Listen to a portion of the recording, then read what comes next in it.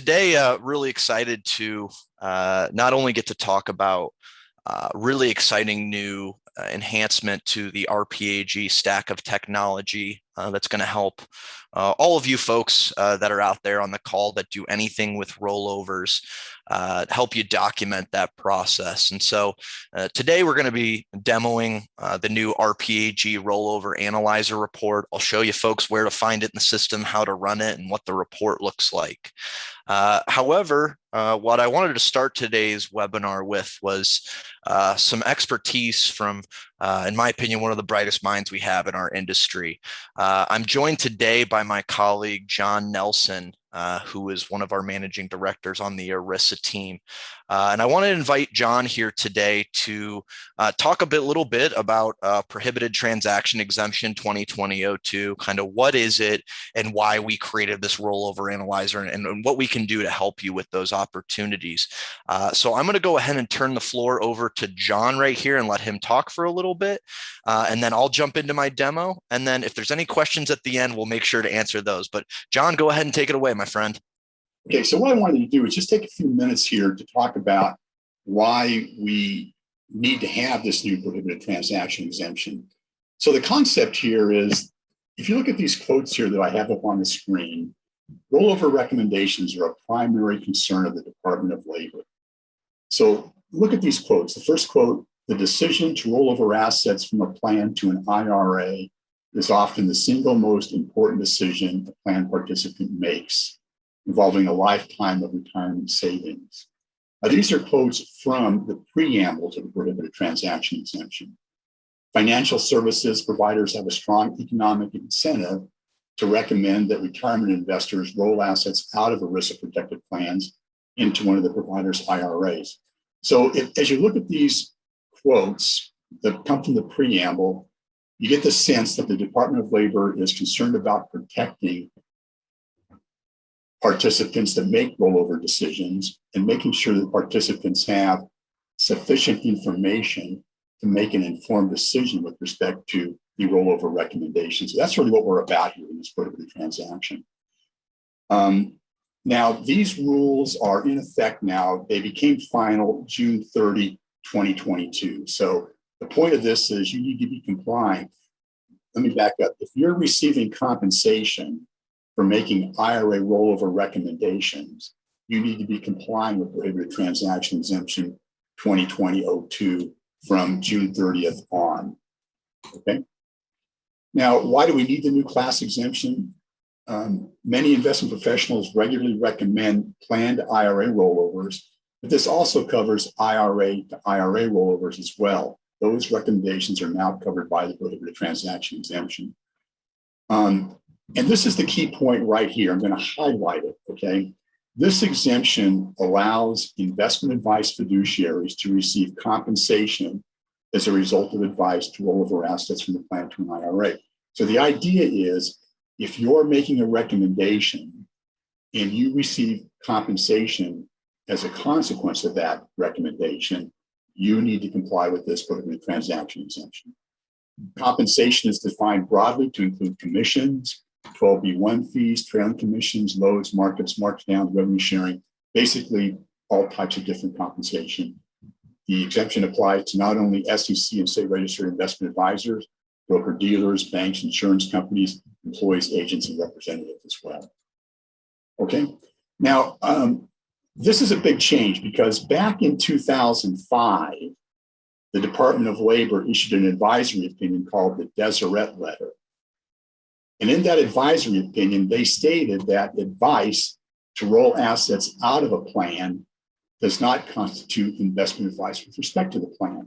So IRA recommendations, rollover recommendations, weren't covered by ERISA and weren't covered by prohibited transaction rules, but they are now. Now, Luke's going to walk us through in a few minutes the tools that we have in place now for advisors. And as we go through, we want to emphasize what the tool is designed to capture. So this is what the prohibited transaction exemption requires. The investment advice fiduciary must first provide advice in accordance with the impartial conduct standards. I'll mention that in a moment. You have to acknowledge fiduciary status in writing. There is a DOL model fiduciary acknowledgement as an example, but you may have other language that you use to acknowledge fiduciary status. Now, this is where it gets to be important now. You have to describe in writing the services you're going to provide. And in my mind, the next two are the key. You have to describe in writing conflicts of interest. For example, how you make money if your recommendation is accepted. And most importantly, you have to document now in writing the reasons why the rollover recommendation is in the best interest of the participant and provide that document to the investor. Okay? So that's the key. Those are the key requirements for the prohibited transaction exemption. Now, with respect to the impartial conduct standards, this shouldn't be new to a lot of you because most of you have already been complying with this under SEC rules. But the impartial conduct standards have three components. That we call the best interest standard. And that, namely, that's kind of self-explanatory. The rollover recommendation must be in the investor's best interest. You can't place the interests of yourself ahead of the investments of your client. But it doesn't require you identify the single best investment. It just has to be in the best interest.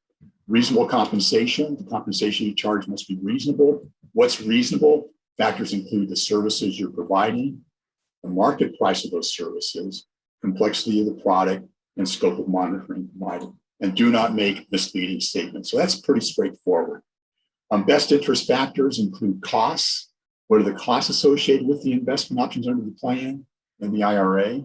What are the range of available investment options under the plan and the IRA? And then, of course, the individual circumstances and needs of the IRA investor. Now, one of the quandaries that you have when you compare fees is you need to know what the fees are in the plan. Now, if you're the advisor on the plan, that's pretty easy to come by. But if you're not the advisor on the plan, how do you figure out what the fees are the participant is paying right now inside of the plan?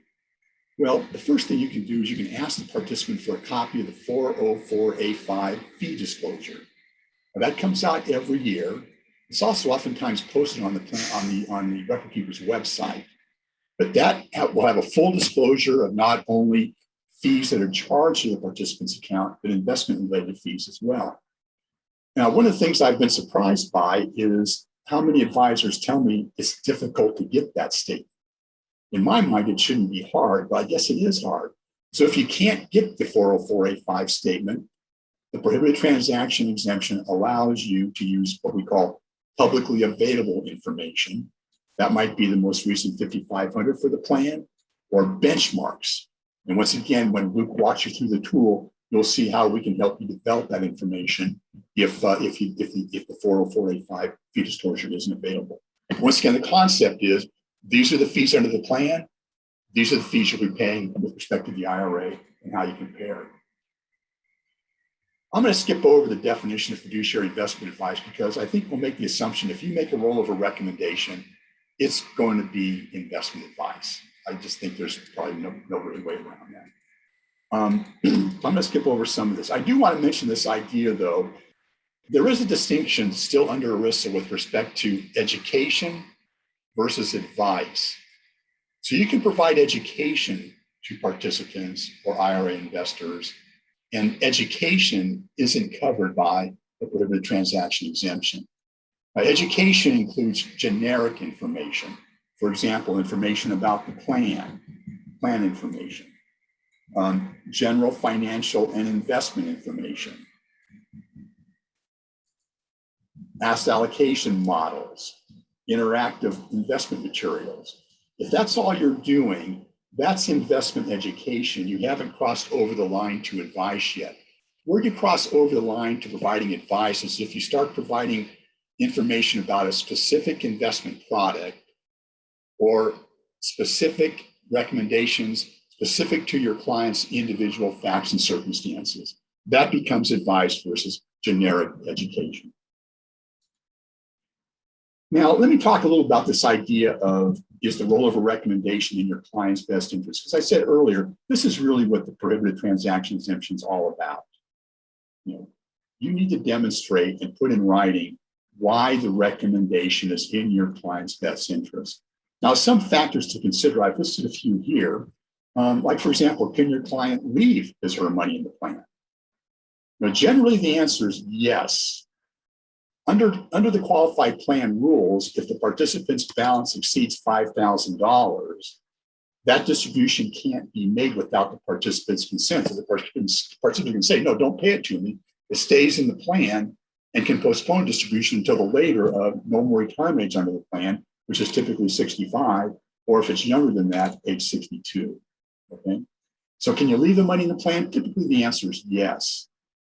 You want to look at the range of investment alternatives under the plan in the IRA. And those investment alternatives will come right off the 5,500 if the 5,500 has more than 100 participants in an audit report. You can get the investment alternatives right off of that. But that's going to be a big one, I think, because oftentimes investment alternatives under the plan are going to be limited, under the IRA, much more broad. You want to be able to compare the fees and expenses under the plan in the IRA. One thing you'll need to know is with respect to the plan, who pays those expenses? Is the employer paying the expenses or are the participants paying the expenses? Now, typically, if the IRA fees and expenses are more, that's okay, but there needs to be a reason why they're more. What added benefits justify those higher costs for the IRA? Take a look at the permitted forms of distribution under the plan in the IRA.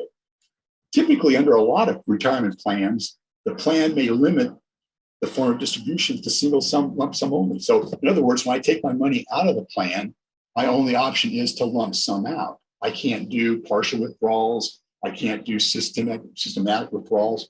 So it's oftentimes under the plan, the distribution options might be pretty limited, whereas the IRA would allow for periodic installments, much more flexibility. And then compare the ability to make penalty-free withdrawals. You know, with respect to the retirement plan, if your client terminates employment after age 55, you can generally start distributions without paying that early 59.5%, 10% penalty. That age 55 exception, for example, isn't available to IRAs. But IRAs can take distributions for first-time home buyers and qualified education expenses. Those aren't available in the qualified plan. You know, other factors to think about, your client may not want to leave their money in the old retirement plan. They may not want to leave the money with their prior employer. The prior employer might be terminating the plan. Your client might be dissatisfied with the limited investment options under the plan. He or she might be dissatisfied with the investment performance. This is very important now. Your client might be interested in a lifetime income option, something that has guaranteed payments. Most qualified plans don't offer an in-plan lifetime income option today. So that might be a reason to consider the rollover. Your client might just want to consolidate assets under one account. They might want more direct control over the assets. They might prefer professional advice and management with respect to their individual account. And they might just have more to holistic planning, being able to bring in more services as opposed to just the retirement plan itself. So these are all reasons to consider that you can put forth when you go through the tool that Luke will take you through. You might want to think about Roth conversions.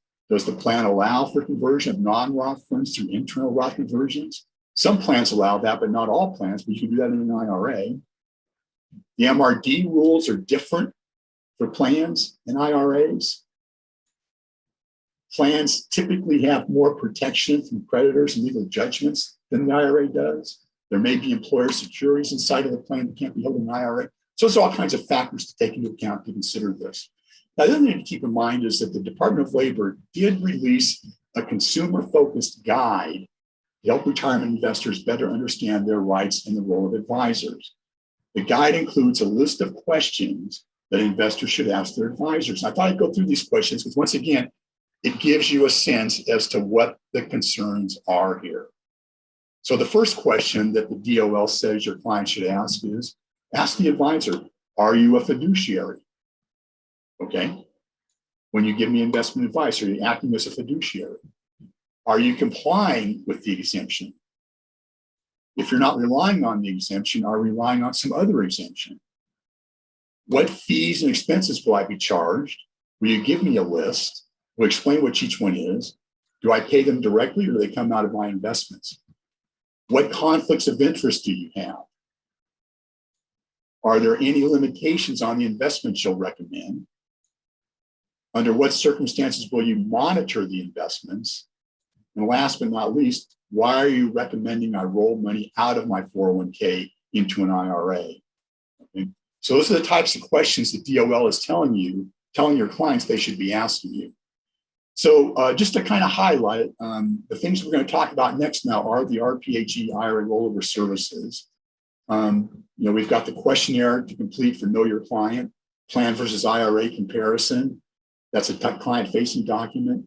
Data mining for fees, rollover acknowledgements, supervisory dashboard for annual review. So in conclusion, I would just add that why this is so important is because this allows advisors who are in the rollover business to receive compensation. It's important because the DOL has withdrawn their prior rule back in 2005, which said rollover recommendations out of the plan weren't fiduciary investment advice. They are now. So the DOL takes the position that the advisor may be a fiduciary when he or she gives advice to roll assets out of the plan and receives compensation. That's why this is so important. Okay? All right, with that then, I'm going to turn it back over to Luke to walk us through the tool. Okay. Awesome. Sounds great. Well, thank you very much for that, John. And always appreciate you sharing your expertise with our members and our guests here. So let's get right to it. So John just gave you some great background on what PTE 2020-02 is and what documentation is required. And so John sat down with the rest of our ERISA team and put together this phenomenal new report that we have available for RPAG members called the Rollover Analyzer. The Rollover Analyzer for RPAG members is going to be included in your current subscription costs. So it's no additional fee to utilize. For those of the folks who aren't RPAG members on the call, please feel free to reach out to me and we can discuss pricing for the service as well. But just as a quick overview of where the report's located and how to run it, when you log into RPAG, you'll click on your main menu, and under the Financial Wellness tab, you're going to see Rollover Analyzer. Now, a quick thing to note for you folks is that the Rollover Analyzer will only appear here if the user that's in RPAG is designated as a wealth management consultant. And so that can be done on the company admin page. If you have any questions about assigning roles or turning this service on, please feel free to reach out to us. All of the RPAG support contact information is down here in the bottom right. So feel free to shoot us an email or give us a call. But again, the Rollover Analyzer is going to be available here under the Financial Wellness tab at the very top here. Now, when I click on Rollover Analyzer, it's going to bring you to this page here where you can review any of the past rollover analyzers that you've run or start a new one. Now, I'll kind of end my demo today with showing you how you can run some oversight reporting on this as well, as John mentioned. But to start one of these reports, all you need to do is put in the first and last name of the employee that you're looking for, and then you'll click the Start button. Now, I already ran a report for us here so that we can kind of jump around in it. But the IRA Rollover Analyzer report is meant to satisfy all of the documentation requirements that John just mentioned a little bit earlier here. Now, putting this report together is a really easy 5-step process, which I'll give you a quick overview of today. So if we scroll down here, the very first step is we're going to put a little bit information on who the client is that we're working with.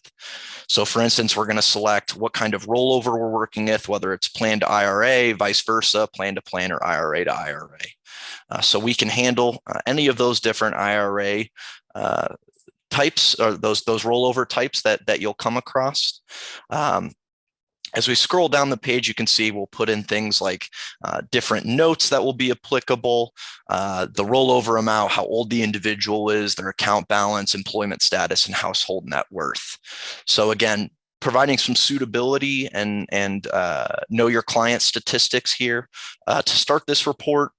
And then on the far right side here, we have some suitability documents, which is basically just documenting what documentation was provided by the employee. So whether you have, whether the employee provided the 404A5 that John just mentioned, an SPD, quarterly statement, whatever is provided by the employee, you can document that here as well.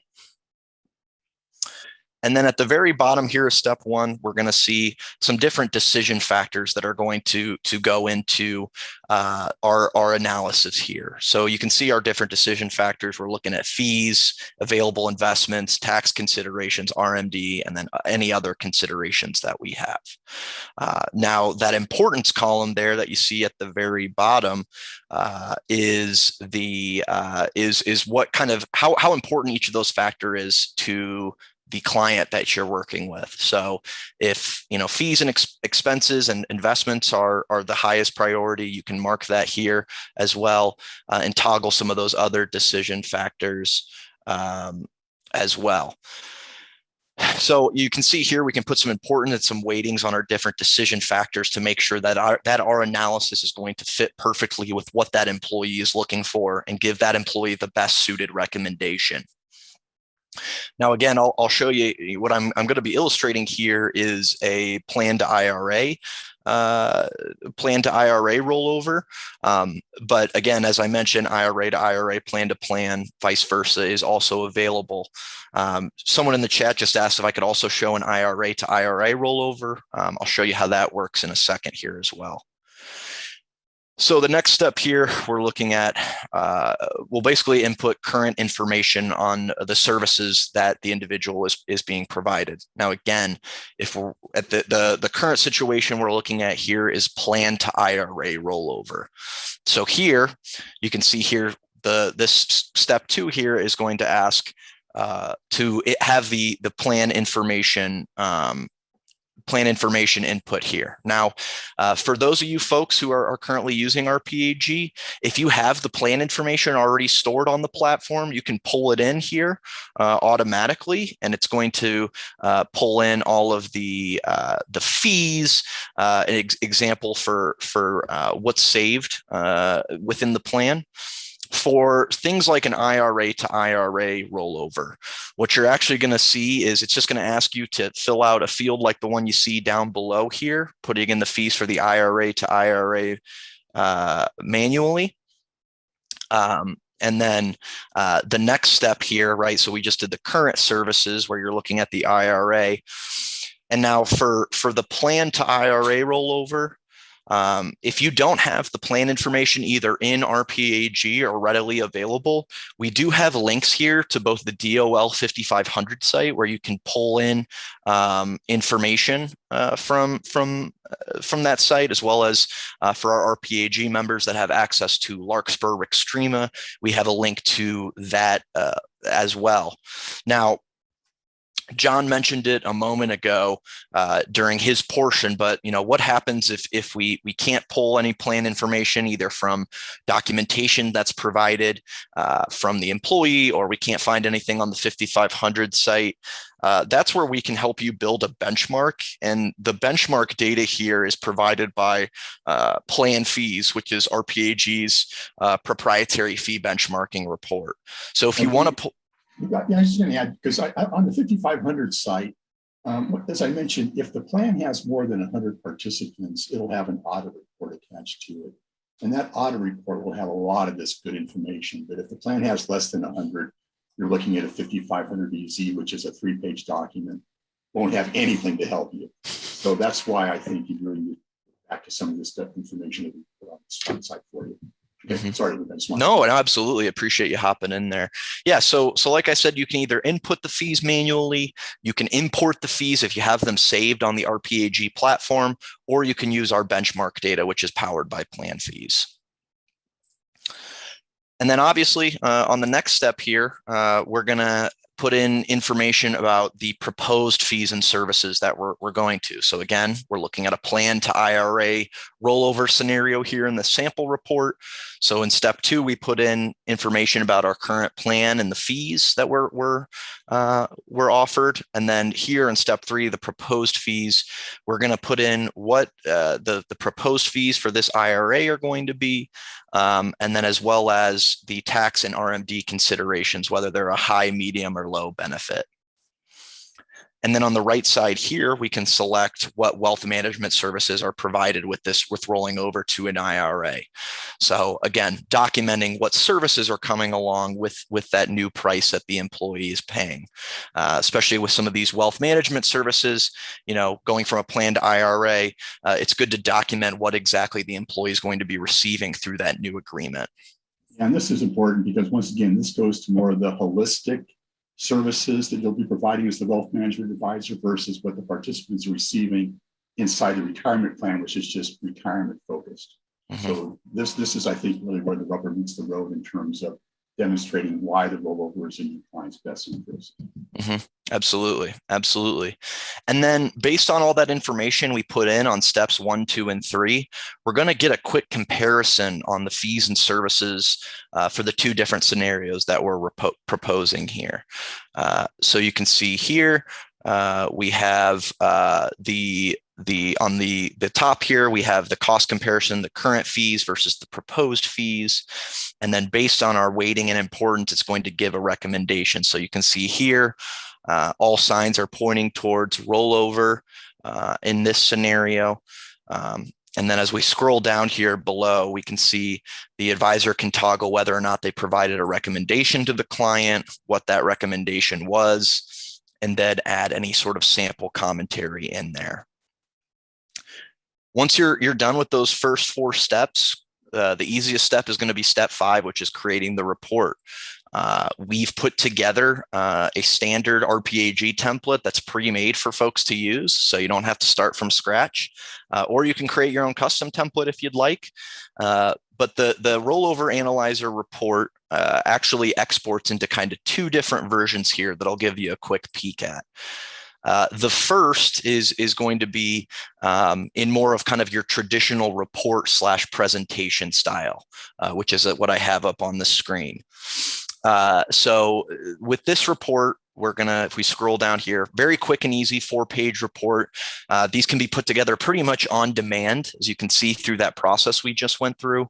But with this report, we get information on the client, what their decision factors were, those importance and weighting factors that we looked at. So we scroll down, we're going to see all of our different decision factors and the results from the current situation versus the proposed situation.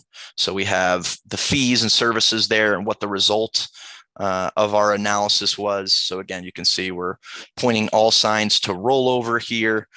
And then we have our recommendation at the very bottom. And then at the very end of our report here, we have a attestation that the client can sign to either DocuSign or wet signature to kind of sign off on this analysis that we did and acknowledge that this movement is going to be in their best interest. So we have the report version here, as well as kind of more of a 2-page version, kind of a summary report. So you see here, just more of a condensed format here, where we have the client details, the results, and then the recommendation down below. And then if I scroll down, we still get that same attestation as well. And these reports are white labeled as well, so you can have them match your branding as well. So let me double back here. Now, we just went through all of how to run the report, what the report looks like.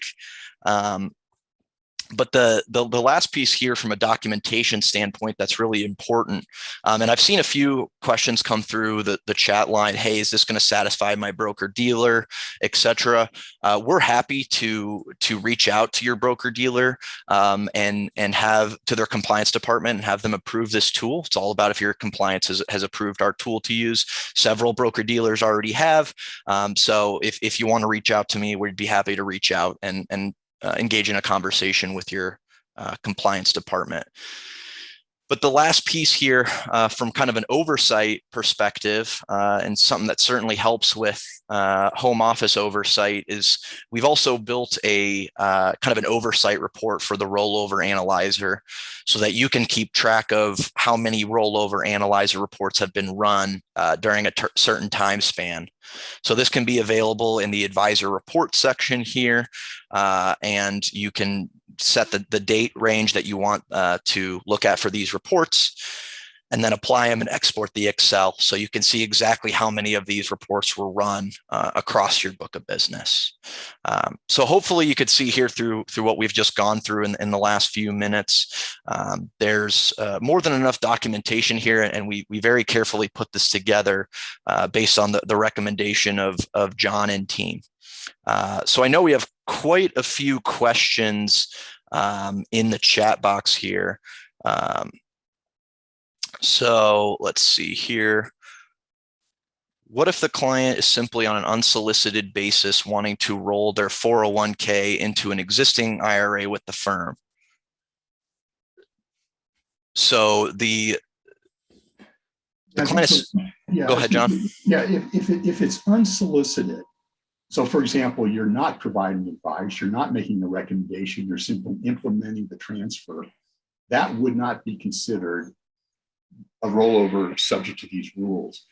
But I'd be very careful with that, because most advisors out there are providing some level of investment recommendation, some level of investment advice. But if it's purely unsolicited and all you're doing is simply implementing the transaction, and the client says that he or she is going to manage their own account, you can make an argument that that's not subject to these rules. But I want to be careful. You can't put into your agreement language that says that you're not a fiduciary, that you're not doing investment advice, you're just providing education. You can try to write that in, but oftentimes that's going to be disregarded based on the actual facts and circumstances as to what you're doing.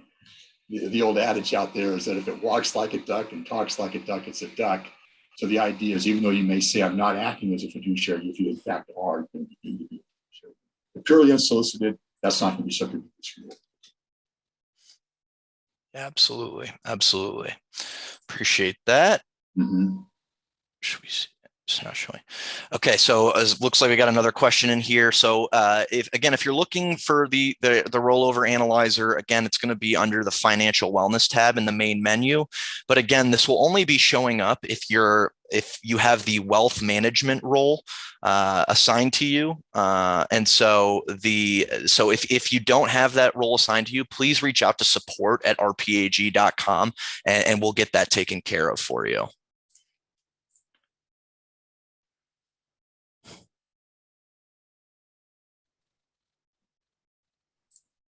Okay. I see a question there that came in about, go ahead. Obviously fees are going to be higher typically in an IRA versus the plan. So would that point to no rollover? Once again, no, not necessarily, because there you may be presumably you're providing additional services to justify that higher fee. And so those additional services will outweigh the higher fee. And that doesn't necessarily mean that it will point to no rollover. So that's part of when you go through the questionnaire and the analyzer and you check some of those boxes for the additional services you're providing, that'll cause that to be a rollover recommendation versus no rollover. Mm-hmm. Absolutely. Yeah. So even if you're not recommending a rollover, if you're providing advice for a fee, it's good to have that documentation there. So someone asked what situations would the tool not recommend a rollover? That would be if the fees and expenses and services for whatever is proposed outside the rollover staying in the plan outweighs the rollover fees and services. But of course, this is a flexible tool. So I would say if you went through the recommendation, the analyzer checked the boxes, and the result it produced was not rollover, maybe you need to go back and look at how you answered some of those questions. This is a practical matter. Okay, you're not giving enough weight to the additional services you're providing, I would suggest. Absolutely, and we'll keep adding to this as well. So we have there's abilities to add custom disclosures within the reports as well. So the reports are customizable. We, as the report currently stands, it's only one option to one option. So we haven't introduced the capability to do more than one scenario, but that's something that we have on the roadmap for the future, and we're putting into development. See here. There's a question, Luke, about our rollovers from an IRA to a 401k or 401k to 401k subject to the new rules. And that is correct. If you're coming out of an IRA into a plan or going from plan to plan, those are rollover recommendations that are subject to this rule as well. Absolutely. And then we have a question, John, this is more your territory, about moving assets from an old 403B plan into a new modern platform. Often requires that accounts be rolled over one individual at a time. Do we suggest doing a rollover analysis for each individual? Yeah, that's a tough one. And what I really need to do is if there's a way that I can post an answer to that later, because you're right. So when you have individual contracts, one of the problems is each individual has to consent to the transfer of the money in his or individual contract over to the new group contract with 403B provider. There is a prohibited transaction exemption, though, that covers moving from one 403B contract to another that might cover that. And you may not have to use this PTE. So I hate to say it, I just don't know the answer to that off the top of my head. The safe part would be to use the analyzer for each individual. You're not going to be able to do it on a group basis, but I'm just wondering whether that might be covered by a prior prohibited transaction exemption. You may not need to rely on this one. So unfortunately, I don't have an answer off the top of my head for that one. Okay. Yep. And then we have a bunch of emails coming through about whether certain broker dealers have approved the tool. So I've been furiously writing down names to check on and follow up with. So if you're one of the folks in the chat that's asking about a particular broker dealer, approving it, then I will follow up with you. Let's see. We have another question. What if a participant approaches the advisor asking for help completing the rollover? Is it necessary to move forward with the tool, documenting the best option in terms of fees act? Yeah, and John, correct me if I'm wrong here, but I believe it's necessary documentation if you're receiving a fee for that advice. Is that fair to say? That's correct. Yes. Cool. So yeah, basically, if you're receiving fee for your investment advice, always better to document that stuff. Okay, so a lot of questions coming in about broker dealer approval. See another question that came in about account types where you've got a participant in the core 401k lineup and he or she moves to a self-directed brokerage account that presumably you're providing investment advice to him or her on that account. Yeah, see, that's not a rollover. The money's staying inside the plan. So, so that's not a transaction that would be covered by this prohibited transaction exemption. Okay, keep going here. John, this is another one I think you might be able to help us with. How would you deal with a change in account types, like a core 401k to an SDB or something like that? Would that still be an applicable situation here? Yeah, no, I don't think it would, because in that situation, the money is staying in the plan loop. It's not coming out of the plan. So there is no rollover taking place. So I don't think that would be covered by the prohibited transaction exemption. You're subject to it. Yeah, absolutely. Okay, gotcha. So then we have that. PL, yep, we got a lot of folks asking about approval here. John, will this work for non-ERISA plans? They typically have different tax rules. Well, if the plan's not subject to ERISA, then it wouldn't be subject to the prohibited transaction rules. Um, so, so you don't need to comply with this prohibited transaction exemption if you're dealing with a non-ERISA plan, but there may be SEC requirements governing your investment advice in that case you need to be concerned about. But if it's a non-ERISA plan, for example, a church plan or some other governmental plan that's not subject to ERISA, you wouldn't need to comply with this prohibited transaction exemption. Yep. And then another question that's come through here. If an employee terminates employment, is that rollover still subject to these rules, even if the employee is terminated from the employer? Yes, that's exactly the kind of transaction that would be subject to these rules, because the employee is making a decision to roll over now. So it's a termination of employment. It's a distribution event. The employee chooses to take his or her money out. But if they're choosing to take the money out and roll over based on recommendations you're providing, that's subject to this prohibited transaction exemption. Mm-hmm. Absolutely. Let's see here. And just a heads up, folks, I have a couple of people asking as well. I will send up we will send a follow-up version of both the reporting and some highlights of John's presentation as well. Only have time for a couple more questions here.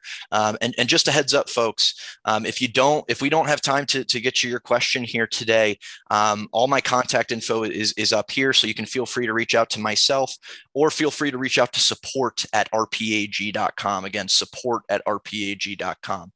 We can either get that question over to John or have one of our team members answer it for you. A couple more here. Another one for you, John. Are you still considered a fiduciary if you roll over from a 401k to a commission-based IRA? Yes, you are, because the definition of compensation under the prohibited transaction exemption specifically includes commissions. So if that rollover transaction is based on a recommendation you provided into the commission, you receive a commission, yes, you need to comply with this prohibited transaction exemption. Mm-hmm. Okay.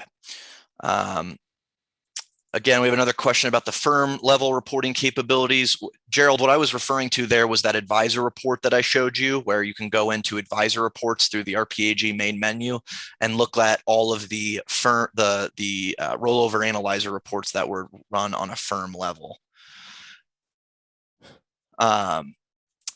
What about if a participant rolls their old 401k into a plan you are managing and you don't know how they did it? Is this a fiduciary role, John? Well, no, it's not, because first of all, the participant made that rollover independent, presumably, of any advice or recommendations that you provided. And the other key is that the prohibited transaction rule only applies if your compensation is going up. So, for example, if I'm managing a plan, let's say my fee is 50 basis points, and somebody rolls into that plan, well, I'm still getting paid 50 basis points. It hasn't changed my compensation one bit. So that really wouldn't be subject to this prohibited transaction exemption for two reasons. One, the rollover came in independent of recommendations you provided. And two, it's not changing what your compensation is. The same idea, I think, would be if I'm getting paid 50 basis points on the plan and the money comes out into an IRA, I'm still getting paid the same 50 basis points. Probably not subject to this prohibited transaction exemption because I haven't changed my compensation. Absolutely. Do about two more questions here. And then again, please feel free to reach out to us, folks, if you have any. Do we need to consider a new employer 401k when making the recommendation to stay in the current account or rolling to an IRA? John, do you have any commentary on that? Yeah, I would say that's a good question, but I think what you would do is one of the things you're required to do with the prohibited transaction exemption, of course, is define your scope of services. So I think if you limit the scope of your advice to staying in the plan or going to an IRA, then you don't need to consider what the new employer's 401k looks like. But if you expand the scope of services you're provided to include that new rollover option, then I think you do need to consider it. So my suggestion would be, when you meet with your client, try to talk to your client about the current old plan, IRA. If they want you to consider the new plan, then make sure they provide you with information in terms of fees, investment alternatives for the new plan. Then you can take that into account. But I would try to limit that within the scope of services you're providing. Mm-hmm. Mm-hmm. Absolutely.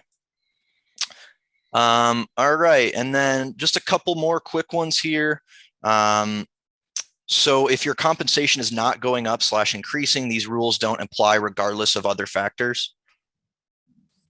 I would say the general idea would be, if your compensation isn't changing, the rule shouldn't apply. But I kind of get thrown off by the last part of it. There may be other factors that could cause the rule to come into play. But generally, if your recommendation doesn't affect your compensation, the rule shouldn't apply. Got it. Got it. Perfect. And then just a couple other ones I'll reach out to, or I'll answer. Do you have to have the wealth management designation in RPAG in order to run the report on behalf of an advisor? Our support staff and Suzanne, I can reach out to you on that one, as long as you're listed as a support member to those advisors in RPAG. You'll be able to access the rollover analyzer. So if you have any questions on that, Suzanne, please feel free to reach out to me directly here. Let's see here. Okay, so that should be good for questions here. Again, folks, if there's any questions that you have, please feel free to reach out to myself or to our support team. We're always happy to get on the phone and answer any questions that you have or discuss this with you. But I'll be sending us some follow-up information after the call today. Report, highlights of John's info, and then, like I said, if there's anything that I can do to help you all out, please feel free to reach out to me and we'd be happy to do so. But folks, thanks again for your time. John, thank you very much for sharing your wonderful insight today. And folks, look forward to hearing from you all real soon. Take care and have a great rest of your week. Thank you, everybody. Have a good day. Thanks, everyone.